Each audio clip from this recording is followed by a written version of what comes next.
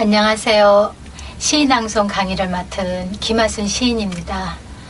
이렇게 온라인상으로 뵙게 되어 반갑습니다. 시낭송은 불과 몇 년 전만 해도 문학하는 사람들 외에는 일반 사람들에게 좀 생소한 단어였지만 요즘은 여러 매체를 통해서 쉽게 접할 수 있고 또 결혼식이나 문학 행사에서 시낭송을 감상할 수 있는 기회가 많아져서 이제는 시낭송이란 단어가 그리 낯설지 않고 오히려 친근하게 다가오기도 합니다. 또한 심리치료 중에 미술치료, 음악치료, 모래치료 등 여러 가지 심리치료 방법이 있는데요. 이 중에 시낭송도 심리치료로 치료가 되기도 합니다. 이렇듯 시낭송이 많은 대중들과 함께하고 있습니다. 낭송이 좋아서 낭송을 시작하신다면 적어도 기본적으로 낭송이 무엇이며 낭송의 유래 정도는 알고 시작하는 것이 좋지 않을까요? 그래서 오늘은 시낭송 유래와 낭송문학이란 무엇이며 시낭송의 가치와 그 역할을 알아보는 시간으로 진행할까 합니다. 그럼 시낭송의 유래를 간단하게 알아보겠습니다.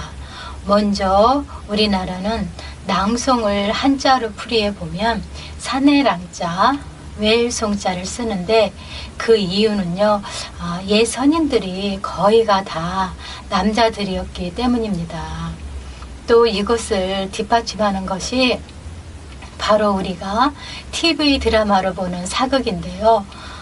그 사극을 보면 선비들이 풍류를 즐기면서 도포자라 휘날리며 정자에서 한시를 소리내어 읽으며 몸과 소리에 리듬을 타는 모습을 보면 정말 우리나라 낭송 유래는 옛 선비들로부터 전해져 왔음을 알 수 있고요.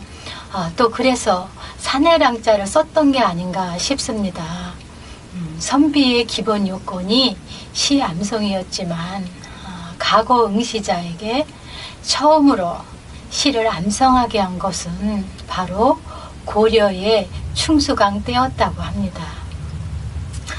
요즘은 남자 낭송가보다는 여자 낭송가들이 많다 보니 사내랑자보다 밝을 랑자나 또랑또랑한 랑자를 써서 시를 맑고 그리고 또 밝게 외우는 의미로 바꿔 쓰기도 합니다.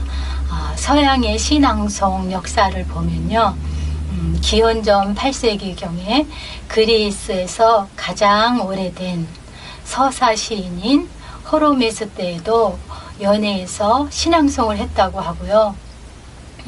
고대 그리스 아테네에서도 매년 7월이면 아테네 여신을 제사 지내는 판아테나이아라는 축제가 있었는데 여기에서도 시낭송을 했다고 합니다. 또 로마 시대에는 문학 애호가들이 자기 집에서 낭독회장을 개설해서 초대한 관객들을 모아놓고 시나 문학 작품들을 낭독했는데 여기에도 또 황제나 정치가도 참석했다고 합니다. 또 특히 로마에는 낭독을 전문으로 훈련시킨 아나크노스 테스라 불리우는 낭독 노예까지 있었다고 합니다. 그럼 동양의 시낭송 유래를 한번 보겠습니다. 고대 중국의 주왕조는 문왕이 기원전 11세기경에 창건한 것으로 추정이 되는데요. 이 문왕의 태교가 바로 시였다고 합니다.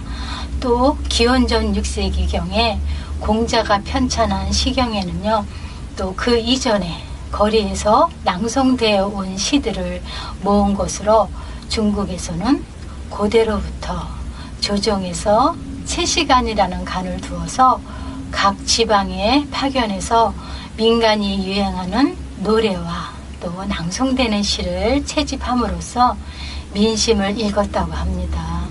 이렇듯 시낭송은 세계적으로 아주 오래전부터 우리들과 함께 전해져 왔음을 알 수가 있습니다.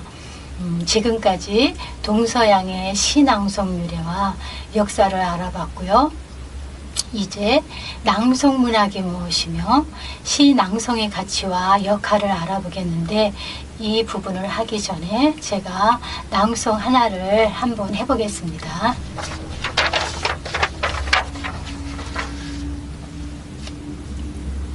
시사문단이여 영원하라.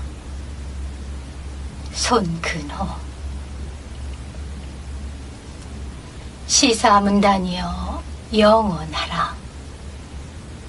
아득한 새벽의 글에 마음은 흩어놓은 별빛에 쏠리고, 위로를 거절하였던 냉보의 마음처럼 언어를 깨우치는 아픔으로 새벽 아침을 채우려 하는 우리의 언어의 벽들, 우리가 아무것도 아닌 우리의 벽, 말 같게 씻긴 눈으로 가장 불쌍한 이가 되어서 때로는 낮아지는 겸허함으로 나누어주는 아픔을 기쁨으로 감내하는 죽은 자가 되어라. 그리하여 혼동되지 않은 목소리로 가지에 깃들이는 새의 안식이 무겁게 휘청이고, 현란한 태양 아래 안주할 그늘이 없는 그곳에서 조그만 정리를 배우는 사랑을 잇는 글지기가 되어라. 시사문단이여 영원하라. 네, 이제는 낭송문학이 무엇이며 시낭송의 가치와 그 역할을 알아보겠습니다. 시낭송문학은 말 그대로 문학 작품들을 음율적인 감정을 불어넣어서 소리를 내어 유창하게 읽거나 또는 외우는 것을 말합니다. 눈으로는 읽고 입으로는 낭송을 하고 또 귀로는 듣고 마음으로 감상하는 것입니다.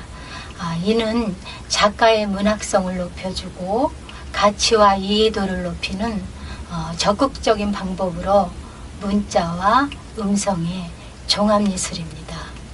즉, 음성이나 문자를 통해서 인간의 사상이나 감정, 의지, 생각, 사고 등을 통해서 느끼거나 깨달은 것을 표현하고 또 다른 사람들에게 그러한 것이 있음을 알리고 전달해주는 행위가 바로 낭송문학이자 시낭송의 가치라고 할 수 있습니다.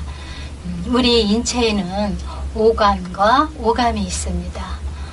눈, 코, 혀, 귀, 피부, 이렇게 5가지 감각기관인 오감과 인간이 느끼는 또 5가지 감각을 말하는 오감이 있는데요.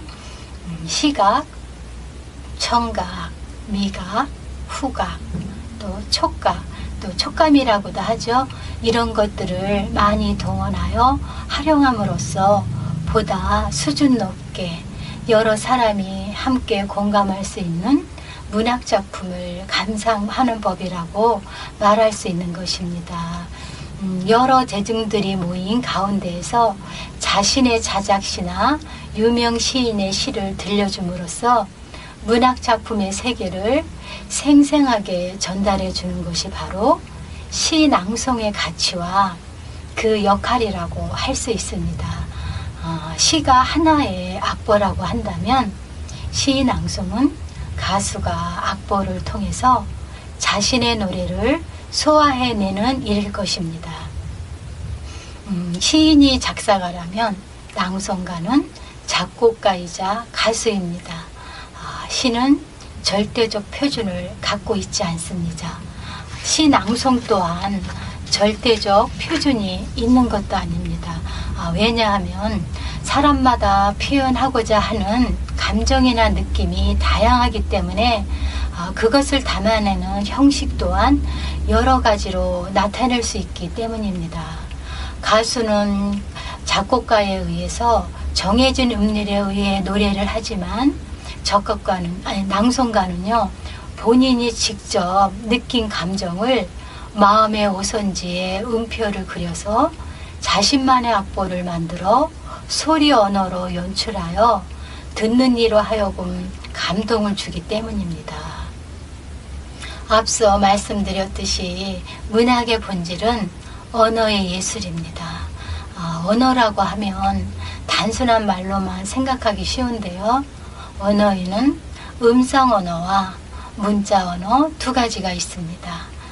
입을 통해 말로 표현하는 것이 음성 언어이고요. 또 글을 써서 표현하는 것이 문자 언어인데 단지 그 표현하는 방법만 다를 뿐입니다. 시 낭송은 바로 이런 음성 언어와 문자 언어를 모두 사용해서 자신의 생각이나 감정 등을 문학적으로 바르게 승화시켜 표출하는 것입니다. 특히 글을 쓴 작품에 생생한 감정과 낭낭한 목소리로 또 음악적 음률 등을 불어넣음으로써 문학의 본질과 그 특성에 한 걸음 더 접근하는 것이 바로 낭송 문학인 것입니다. 시낭송 변화의 흐름을 보면 시낭송은 시를 눈으로 읽는 활자된 문자에서 시작되어 감정을 실어 소리내어 읽는 소리 언어로 변하고 또 요즘은 영상 언어로 발전을 해서 시낭송도 시대에 따라 변하고 있음을 알 수가 있습니다. 활자 문자가 눈을 즐겁게 해줬다면 소리 언어는 귀를 감미롭게 해주고요. 또 영상 언어는 눈과 귀와 마음에 감동을 줍니다. 우리 시사문단에서도 시대의 변화에 따라 영상으로 시 낭송을 제작해서 밴드에 올려 독자들의 애정 어린 관심과 주목을 받고 있습니다. 시 낭송은 감정이 실린 소리 연출이어야만 듣는 이로 하여금